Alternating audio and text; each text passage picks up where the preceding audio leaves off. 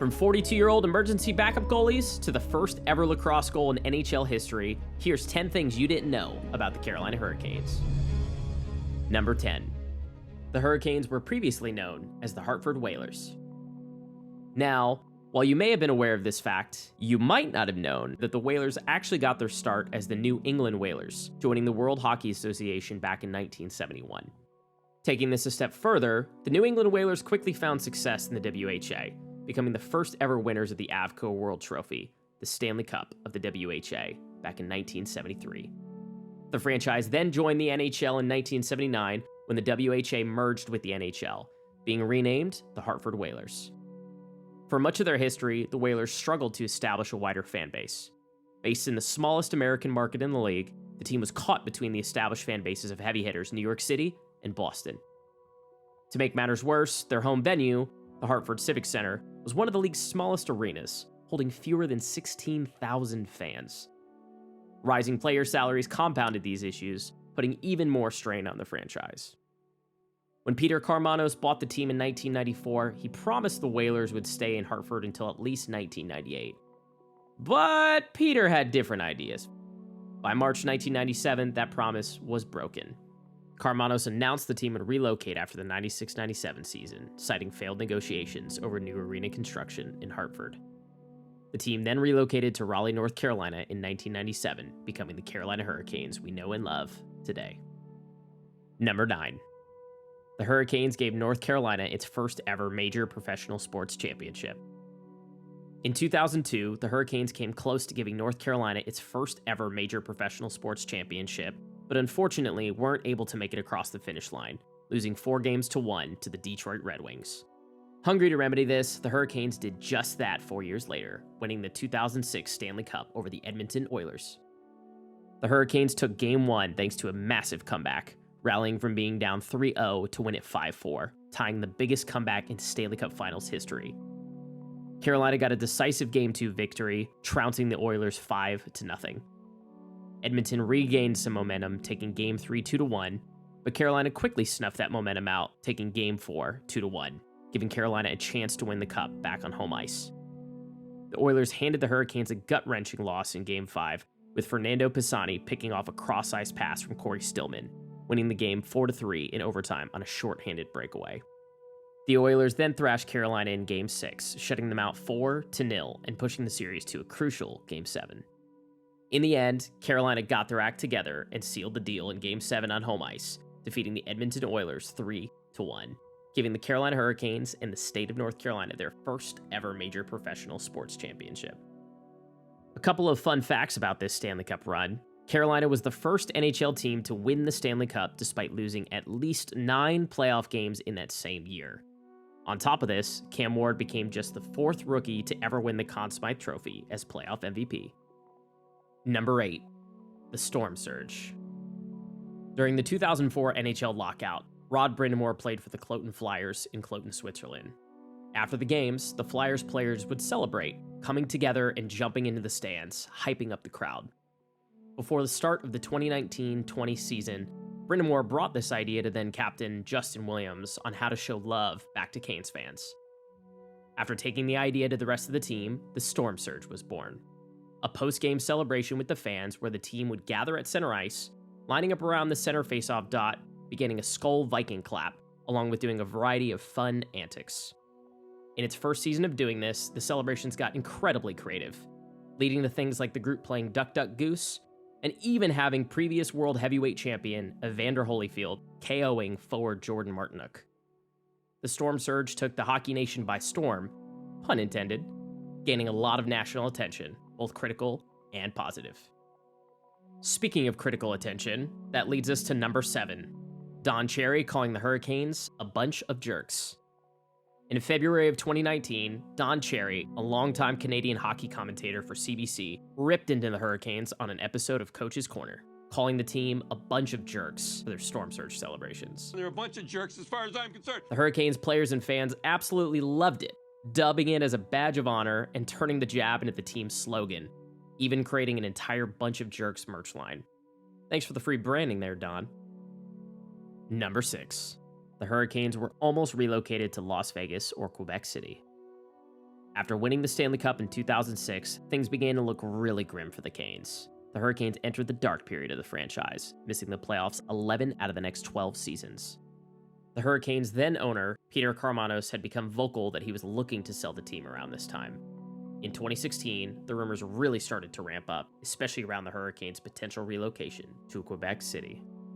Gary Bettman and Peter Karmanos both refuted the rumors, and in December 2017, a majority stake in the team was purchased by current owner Tom Dundon, putting the relocation rumors to bed. Coming full circle, Las Vegas did indeed eventually receive their team, with the birth of the Vegas Golden Knights just a couple years later in 2017. Number 5. Rod Brind'Amour stole the Stanley Cup from Gary Bettman. Rod Brind'Amour waited 17 years and endured one NHL lockout to hoist Lord Stanley's Cup. On June 19, 2006, in front of a sold-out home crowd, Brind'Amour finally had his dream come true, winning the Stanley Cup. Per NHL tradition, NHL Commissioner Gary Bettman and the captain of the Stanley Cup winning team would shake hands and proceed to take a photo holding the Stanley Cup together before Bettman would pass it off to the captain to take his victory lap. But on this victory night, as Gary Bettman was announcing the Stanley Cup, Brind'Amour took the cup before any of that could happen, creating one of the most legendary Stanley Cup clips of all time, and quite a funny NHL moment that would go down in history. In an appearance on 32 Thoughts with Elliot Friedman, Brind'Amour stated that he couldn't hear anything Bettman was saying due to just how loud the arena was. He thought Bettman told him to take it, so he did just that, finally getting to hoist Lord Stanley's Cup. Since that night, Bettman has made it a point for the captain to stand away from the cup during the beginning of the presentation, and then call the captain over to prevent this from ever happening again. Number 4. Paul Maurice ended Rod Brind'Amour's playing career and kickstarted his coaching career. During the 2009-2010 season, Canes captain Rod Brind'Amour began to get pushed out by head coach Paul Maurice. Maurice sat the captain a game and greatly began to reduce his ice time, even as low as 4 minutes. And it was obvious. You were getting 4 minutes a night. The final straw came on January 20th, 2010, the day in which Maurice stripped Rod Brind'Amour of his captaincy, handing it to youngster and phenom Eric Stahl. Brind'Amour then retired at the end of the season despite wanting to play one more, stating that he felt forced to do so. Despite the tensions, a year later, Paul Maurice hired Brind'Amour as an assistant coach of the Carolina Hurricanes on June 7, 2011. Funny enough, on November 28, 2011, the Hurricanes would fire Paul Maurice, replacing him with head coach Kirk Muller. Rod Brind'Amour eventually became the Hurricanes head coach in 2018 and has massively turned the franchise around, recently becoming the fastest coach in NHL history to hit 300 wins.